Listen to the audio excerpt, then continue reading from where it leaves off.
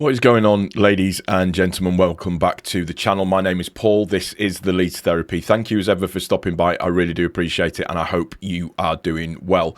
On the screen, you will see all of my socials, so if you can make sure that you are following those for me so that you're subscribed to the YouTube channel, that you have your notifications turned on, that you have liked the video, that you're commenting, hyping, sharing, all of that good stuff, that would be greatly appreciated. If you're listening to the audio version of this, just make sure that you're giving the audio version a like as well. That again would be phenomenal. Just quickly before we get into today's video, I just wanted to say a big thank you for just the level of support over the last two videos.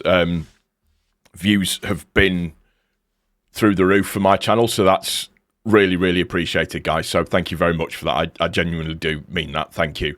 So today's video is going to be about a certain Tanaka and what you could call is a potential situation that is bubbling over at this moment in time, and just the way that people may view certain elements of it and how they feel about, you know, Au as a player and everything. I think he's been underused this season. I don't think he's been given a chance to shine as much as I probably would have liked to have seen.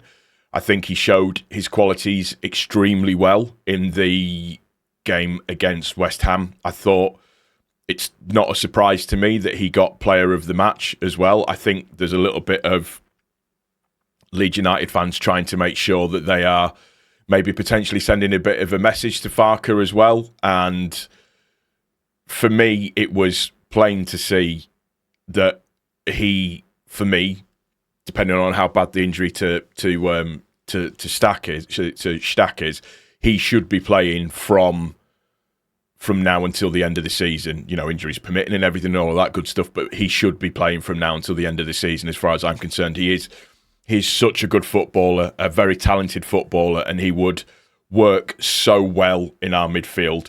I've always said the same things whenever I've seen him play, particularly in the game against West Ham. He is progressive. He moves the ball forward. His close control is brilliant. His touch is brilliant. He knows how to bring other players into the game.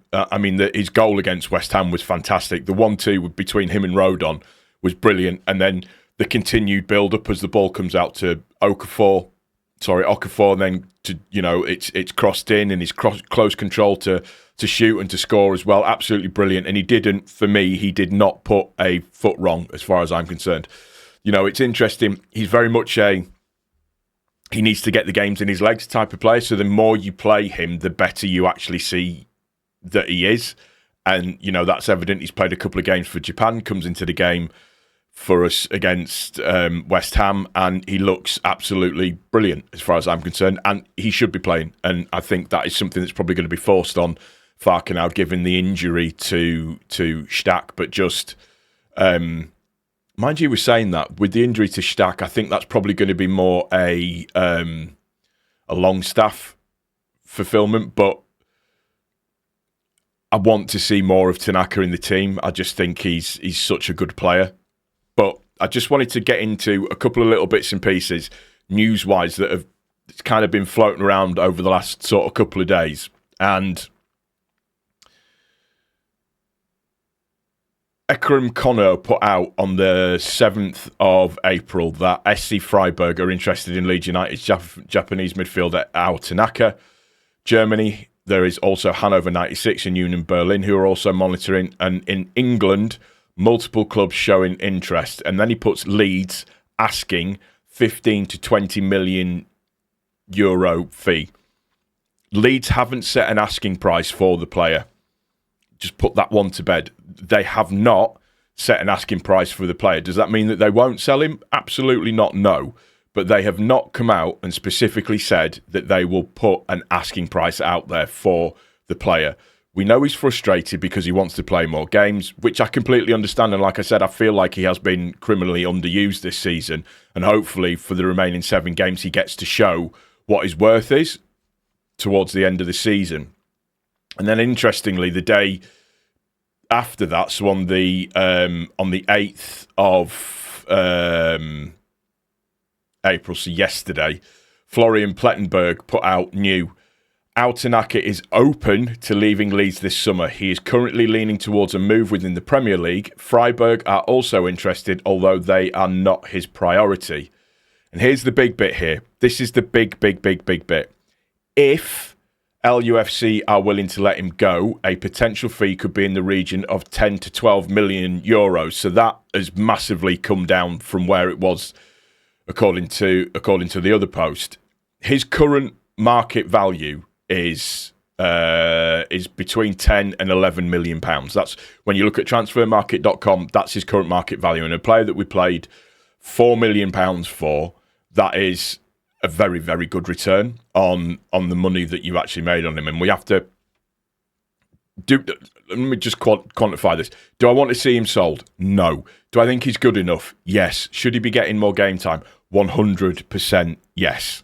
100% yes. He needs to be given more time playing, and I think we're going to see more of him now, or at least I'm hoping that we're going to see more of him now moving forward.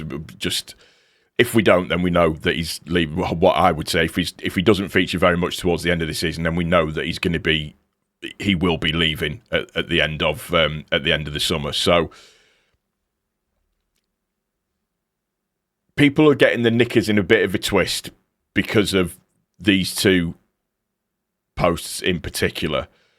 The key thing to remember in here that there's no definitives, it is speculative. So the big thing in Plettenberg's post is the if Leeds are willing to let him go, a potential fee could be in the region of etc., so on and so forth. We know if doesn't mean it is going to happen or it will happen. That is something that potentially could happen. It is speculative. It could be the agents of Tanaka, that CAA Base Limited, who are maybe putting feelers out there just to let people know that he might be looking to move on, and to get a bit of a bidding war going. We know how this works. We know how it operates. But like I said, I love Tanaka as a player. I think he's absolutely brilliant. I think he is what the midfield misses at times with that progressive ball carrying player that we do actually need. Gruev does a good job.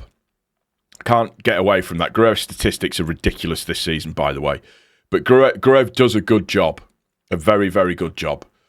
What is frustrating from a point of view of a fan's perspective is that when we need somebody that can, carry the ball and move the ball forward, when you've got somebody, we've got Boanorte who just isn't getting any game time whatsoever at all. So it's just like, well, that's a non-starter immediately. So just forget about that one because it ain't going to happen. And like I said, I understand the frustrations. I mean, from our point of view, the frustrations and the overall annoyances of just how it's gone for him so far this season. But he's been given an opportunity against West Ham and he's taken it with both hands. Nonto has as well, and still Nonto's not getting the same amount of game time that I think he actually deserves. But he has to play more. If we want to be seen through to the remainder of this season, in particular when you look at certain games that are coming up at the moment, so the game against Wolves, the game against Burnley, we need somebody that's going to be progressive, somebody that's going to carry the ball forward, somebody that's going to be able to create a little bit of something. And Tanaka gives you that opportunity, arriving late in the box, starting off attacks and moving the ball quickly and swiftly and doing what he's supposed to be doing. There was an interesting bit that somebody put on, and this isn't me trying to dig Gruev out, but against West Ham, Gruev got the ball, brought it forwards, and Willie was running on the right-hand side, and all Tanaka needed to do was to play it, simple pass, play it into Willie. He didn't. He ran into three players and then lost the ball. Whereas, for me, if that's Tanaka that's there, Tanaka plays the ball onto Willie. It's just that little bit of a difference of mentality where for Tanaka, yes, it's protecting the ball, but it's also bringing the ball forwards and trying to do more with it as well.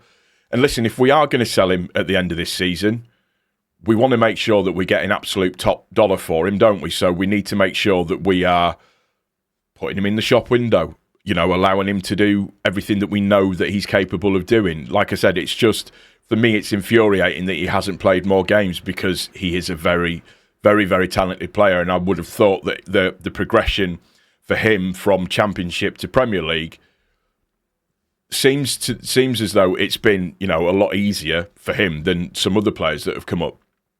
But, he's had 21 appearances this season, only started 7 games. His average minutes per game is 37. His total minutes played is 75. He's got a couple of goals in the Prem this season, and obviously some goals as well in the FA Cup. But, you look at his performance against Chelsea as well and how good he was against Chelsea. And for me, it's the one we look for criticisms of, or a lot of people tend to look for things that they can, criticise Farke about and what he's done and what he hasn't done. For me, one of my big criticisms of Farke this season is that he's not played Tanaka enough when we've needed him to bring things forward. We just haven't played him enough, in my opinion. And it's, like I said, it's infuriating on that basis. I just wanted to talk about it. We look like we could be having a bit of a crisis going towards the end of this season. Who knows? But it's a Tanaka-shaped problem, isn't it? And it's what do you do with it? And for me, you play the guy. That's what needs to be done. He needs to be played until the end of the season. But I'm not Farke. But we all know how Farke will do it. He'll put Grover in there instead because he wants to play safe and make sure that we rescue the point rather than bringing it forwards, which for me is infuriating, particularly with some of the games that we've got coming up. We don't have that luxury. We have to go for those games, 100%. It's going to do it for this one. I do hope you've enjoyed it. If you have, please don't forget to click the like button. If you are new to the channel, please also make sure that you are subscribed, notifications are turned on, that you are commenting, hyping, liking, all of that good stuff. If you are listening to the audio vision, if you're listening to the audio version, please make sure that you're liking that as well. We're on your favourite podcast apps. So, yeah, just make sure that you're getting involved in that side of things as well on Apple and also on Spotify as well. Take care of each other. Most importantly, please take care of yourself. We'll see you on the next one, guys. Cheers.